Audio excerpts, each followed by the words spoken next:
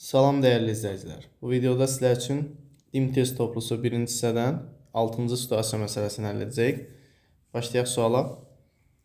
Çox mərtəbəli bir bloklu binanın müəyyən mərtəbələri yaşayış, digərləri isə qeyri-yaşayış üçün nəzərdə tutulmuşdur. Yaşayış üçün nəzərdə tutulan hər mərtəbədə 4 mənzil var. Qeyri-yaşayış üçün nəzərdə tutulan hər mərtəbədə 6 ofis var.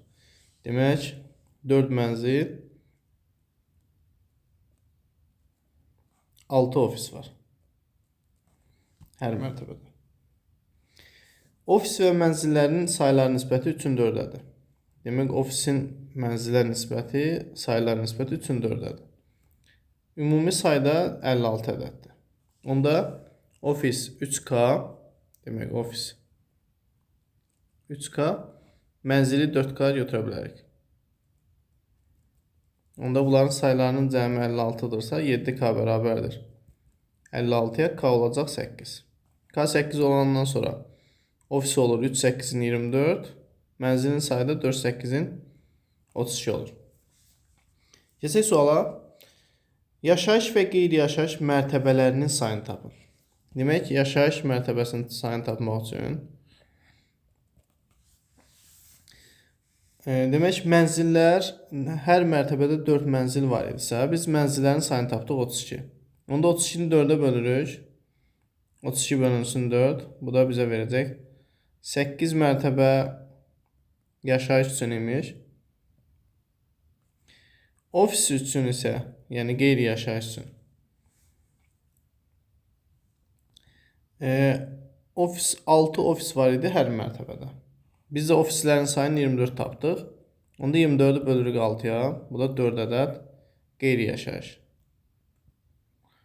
Demək, cavab olacaq 8 və 4. Yəni, yaşayış 8, qeyri-yaşayış isə 4 olacaq. Növbəti suala diqqət edirik. 17-ci sual. 17-ci sualda deyir ki, cədvəldə yaşayış mərtəbəsində olan hər mənzilin sahələri verilmişdir. Mənzillərin hər kvadrat metri üçün aylıq 50 qəpik xidmət haqqı alınır. Hər mərtəbədə verilmiş hər növ mənzildən bir ədəd olarsa, bir ay müddətində bütün mənzildən yığılan xidmət haqqının miqdarını tapın. Demək, hər mərtəbədə 4 mənzil var idi.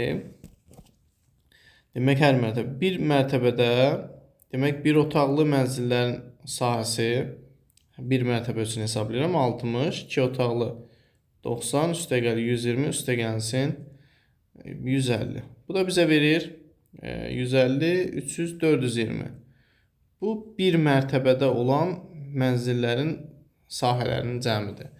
İndi hər mənzilə görə, hər kvadrat metrə görə 50 qəpik xidmət haqqı tutulursa, onda 420-ni vuracam 2-də 1-ə. Yəni, manatın yarısı 0,5 manat. Yəni, 2-də 1. Bu da eləyəcək 210 manat. Demək, bir mərtəbədən 210 manat xidmət haqqı tutulacaq. 8 mərtəbə olduğuna görə yaşayış üçün yer. 8 mərtəbə tapmışıq. Onda 8-i vuracaq 210-a, ümumi miqdarını hesablayacaq. 8, 8 birin 8, 8 2-də 16. 1680 manat xidmət haqqı veriləcək.